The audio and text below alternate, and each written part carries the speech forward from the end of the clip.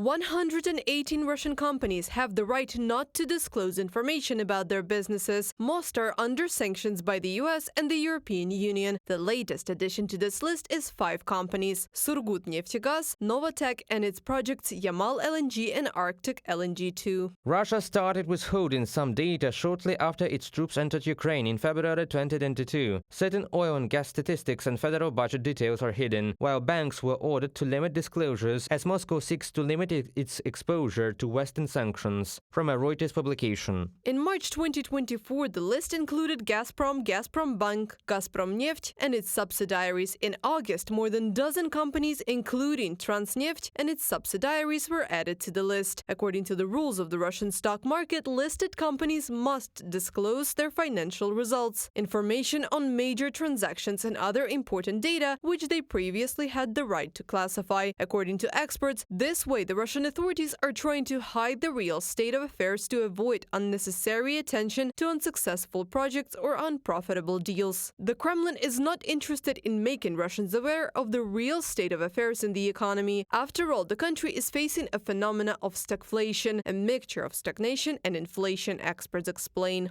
If economic growth is considered apart from military production, then we can see that there is a stagflation in its classical form. You have to understand that nothing useful is produced. A tank was made and it burned down. From the publication of Novaya Gazeta Europe.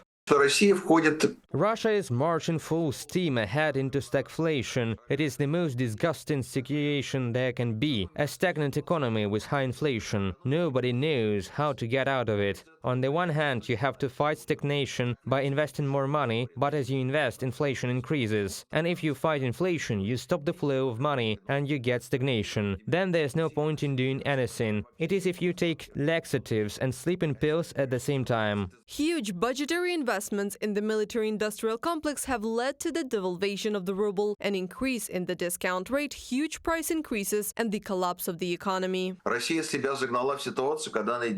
is going into the past. The sources of money are running out. Practically, the National Welfare Fund has been depleted this year. The Ministry of Finance has announced that it will have a much bigger budget deficit this year, between 3 and 4 trillion. They will raise taxes from next year, including the profit tax. But there is one detail. The calculation is based on the number of companies and profits we had last year, but doesn't consider that some companies may die until then.